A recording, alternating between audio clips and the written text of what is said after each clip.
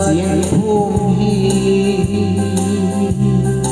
Parding lerangay dingayen kol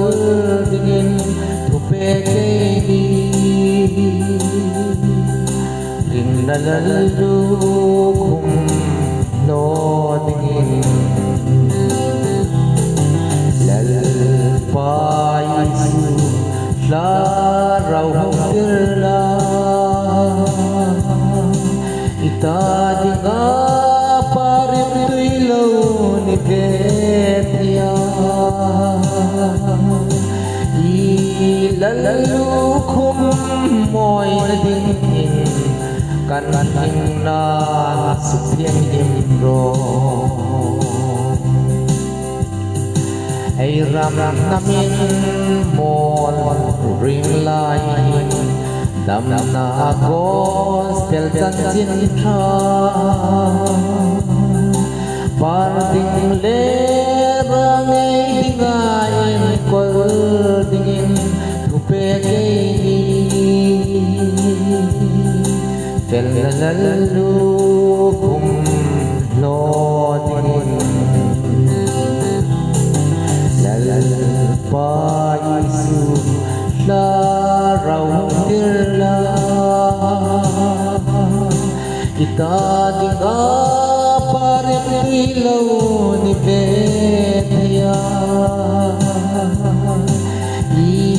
Ilalalukum mo'y nadingin Kanahing na supinimro Lalpataraw va nohin tu Beratim na insana Hadnadan lefel nadan nuril ahum Parding ngetu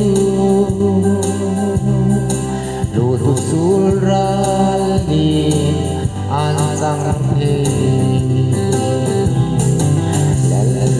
Lalpayisu laraw tirla Itadinga parim tuilaw ni Betya Ilalalukum mo'y nadingin Kanahing na supyang imro Mangay layan ko lintakan mo Vanlalsin to na dingin